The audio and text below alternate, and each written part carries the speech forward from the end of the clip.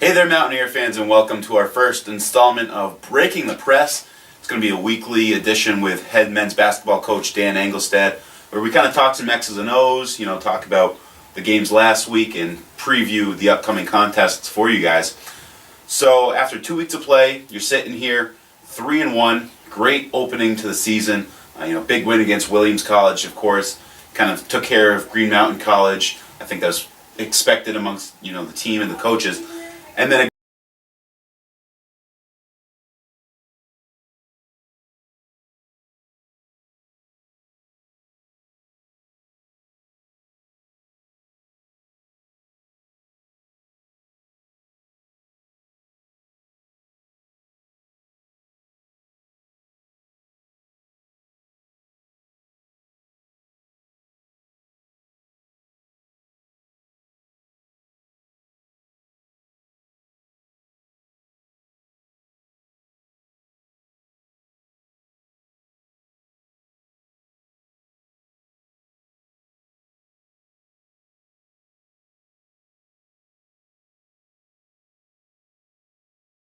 I think that they're excited to go home, and it's good to get that break, get some home cooking, as you alluded to.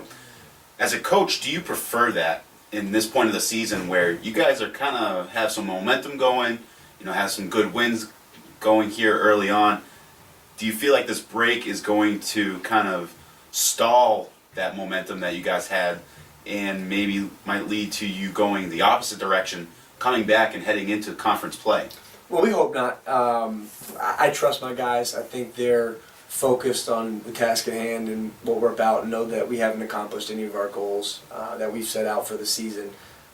But at the same time, anytime they leave for multiple days and they're not on campus and they're not practicing, you worry a little bit. But I think our guys are mature enough where they're going to go back to their homes and hopefully get in the gym and get some shots up and make sure they stay sharp and know that when they come back here next weekend after Thanksgiving, we got to hit it full go because we got our first league opponent in Elms, and they're the defending champ from last year. So a great opportunity for us, and I think our guys will know what's at stake here and be ready to roll. Let's talk a minute, if you will, about that win against Sage. Again, you put up 101 points, the first time that SVC has scored 100 points in a game since January of 2011. Is that expected? Is that something that you guys are trying to do, to score that many? Or was that just the nature of two teams that kind of run that fast tempo offense, going at each other, and both shooting 50% from the floor in the first half? You kind of slowed Sage down in the second, but still a lot of scoring happened. And discuss that, if you will. Yeah, a little bit of both. We want to play fast. That's the style that we want to play, and Sage wants to play that style too. So it was kind of two teams that were playing similar styles, and which led to a lot of buckets in transition and turnover points and easy layups. And now, selfishly, I don't want to let that many points up, and we let up 52 points in the first half, and they did a really good job of coming out here with a good plan against our press, and they broke it. And I thought our back line and our second line of our defense, we weren't great in our communication. I think that's something that needs to improve. So we want to score because that's who we have, and we play about 10 to 11 deep right now, and so I feel like I can flood bodies in and we can stay fresh and play that up-tempo style without skipping a beat too much when we come off the bench. And I had great efforts from a lot of guys this past week, but at the same time we got to shore up the defensive end too, so we don't want to give up 90, and that's something that we're going to continue to get better at, and especially in the half court. And so the second half we did a much better job, and we were able to string together some consecutive stops, and because of that, we were able to score in transition, which helped us and come back and be able to get the win.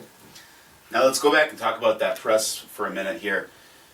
In the first half, we could kind of see that if Sage broke it and they got over the half court, that it was pretty much a 3-on-2 to the basket, and they converted on a lot of those opportunities. Is that something that you might move away from in the future if you fall into the same scenario where the press isn't working early on and you got to adjust? And not to give too much away to the other teams here, obviously, right. But is that something that you really want to try to get better at going throughout the season, or something that might get thrown to the side in replacement for a different style of defense? The second half, we had to make a couple adjustments. I don't think we're going to have to lose what we are. The good thing about what we have in our defense is we have multiple defenses that we can run. So it may look like we're doing one thing and we try to do it another way. The thing that was concerning is when they went on their run and Sage went on a couple runs in the first half, we weren't in the right spots that we were supposed to be. So they got those opportunities, but I do think they're fixable, and we have to do a better job once we get in the half court of locking in and paying attention to the scout and doing those type of things. But we ran a little bit more zone in the second half, and we'll continue to probably sprinkle that in there as well. But we're going to be an up-tempo team, and my thing with our guys is I told them if we're going to play this style and another team's going to play it as well, I think that we hopefully should win out just because of our depth. We have a lot of depth, so we want to wear teams down. I think that ended up happening a little bit in the second half for Sage. We could see them wearing down as the last 8 minutes came. I think we were starting to hit our stride, so that's something that we strive for. So we like to get in those up and down matches, and if we can, we think in the end we'll hopefully win out. Now, something that was really important to you guys towards the end of that game was free throw shooting. At least that's what an outsider might think. Looking at the numbers, I believe you guys were 14 from 17 in the last 3 minutes at the line. Is that something that you really stress to your guys, and that it's really important that you got to hit your free throws, and had you not, that game might have turned out differently over that last 3 minute span? Now, I can't tell you how much we've tried to put emphasis on that, because that has been an Achilles of ours thus far. Even the game at Green Mountain, we shot a terrible percentage, and there's been games where we shot under 50%, and that's not acceptable because we have too many guys that are skilled. And so the last couple practices, even leading up to the game, we do a lot of shooting drills, but this time we would do some breakdowns where we just have the guys go to the basket and shoot free throws, and do more of the times than it's during practice. We'll probably do it 2 or 3 times. We'll do a 3-minute segment where they're just shooting free throws at a basket and getting their water. We added a couple more just because we knew we got to convert down, especially at the end of games too. Now let's talk about the front court that you guys have had, and that obviously was pivotal in the win against Sage. Deshaun Hamlet with 21 points in the second half alone. Freshman Blair Manners coming through and kind of having a breakout week, if you will. Averaging double-digit points, and I believe it was 7.5 rebounds per game. So he kind of came into his own, and those two big bodies underneath the hoop seemed almost unstoppable for Sage. They didn't have an answer for you guys. Yeah, our front court has been a really big key for us in our success early on this year. Izzy Melton's been great off the bench, and he didn't have his best game for Sage, but he's a tremendous player, and he adds a punch. And as you mentioned, Deshaun Hamlet scored 33 points in 20 minutes of playing time. So for a coach, it's easy when I can say, throw that guy the ball and have him go make a play, and he's been doing that all year, so he's been great. And Blair Manners, as you mentioned, a freshman who just played his 4th college basketball game, comes in a great environment, his first home game, 14 and 10 rebounds, and had some really big-time moves down the stretch and things that we've been working on. So it's starting to come through for him. And can't say enough, too, about Delapo. Delapo's been a guy who's just been a complete team guy about what we're doing. Now, I need him to stop hacking, so if Delapo, you're watching this, stop hacking, because he gets in foul trouble every game. But he's doing a great job and bringing a tremendous energy to the group, and they all bring their own piece. Delapo brings an athleticism that we don't have with some of the others. Izzy, the strong bang around the basket, really good offensively, and need him on the gas a little bit more. Blair starting to come in his own offensively, but averaging one of the league leaders in rebounds right now in 4 games, and then Deshaun is one of the best offensive players I think in the league. So those 4 are a really good group, and I think going forward that if they continue to work and continue to get better at what their roles are, that it's going to be tough for teams to beat us on the glass, because one thing that we need to do is be able to rebound, because I do think the 4 of them can really do a good job rebounding, and then we're going to try to get the ball inside as much as possible too, and they've shown that they can not only make plays offensively, but they can also they pass the ball well too, and to have that luxury as a coach where I know if I throw it in there, they're going to make a right play, it helps a lot. So again, you guys are sitting at 3-1 right now. You have the week break, and then you come back, and you have one game against a conference opponent, the only one in the fall semester before the Christmas break. It's a little odd there to see, one league team before, you continue the non-conference schedule. But be that as it may, you have to come back and have a Tuesday night game at Elms, first time around through the conference. How do you guys feel you're going to do, and how prepared are you for the Elms? Well, we're not prepared yet. That's going to be something that the staff and I will sit down and watch the film and try to get a scout on them. It's a brand new coach, but at the end of the day, this is the defending champ, and we get a chance to go to their place. And I know that they have a lot of talented players. They have talented players that have won championships before, and so they know what it is to win. They've been very successful in the league, so it's a great opportunity for our guys. I know that they're ready for the shot to go get them, and it's hard to win on the road. And for us to get a chance to go play the champ out the gate it couldn't be a better opportunity. And I think our guys will bring a good effort in practice leading up to it, because I think they're jacked to.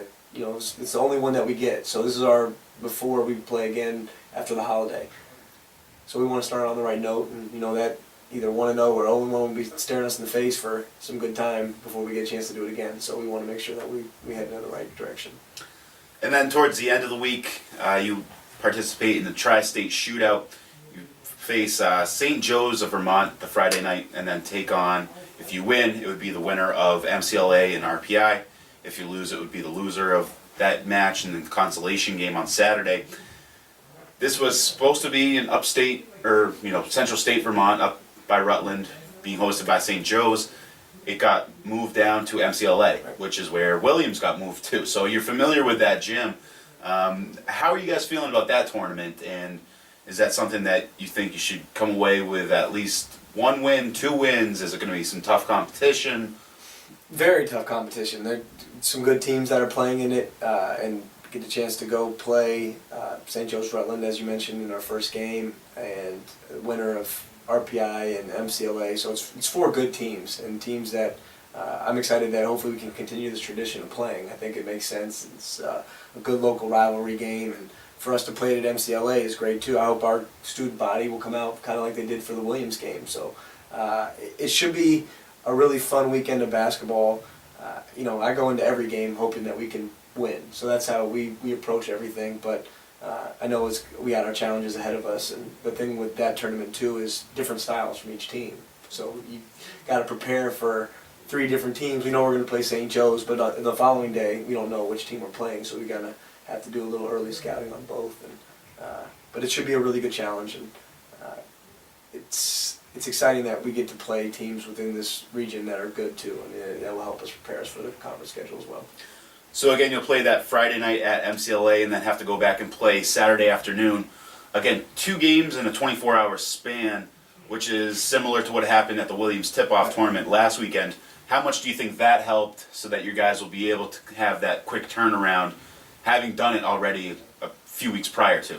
Well, they'll know what to expect. I mean, that's for sure. They'll know that if we got to have a short memory, and if we are successful in the first night, to remember that part and why we were successful, and not come back the next morning and try to do something completely different. And but I think the time is a little bit, the thing that made the Williams tournament tough is we didn't end until late, and then we had to play at 1. So it was an even quicker turnaround than it will be the following this tournament. But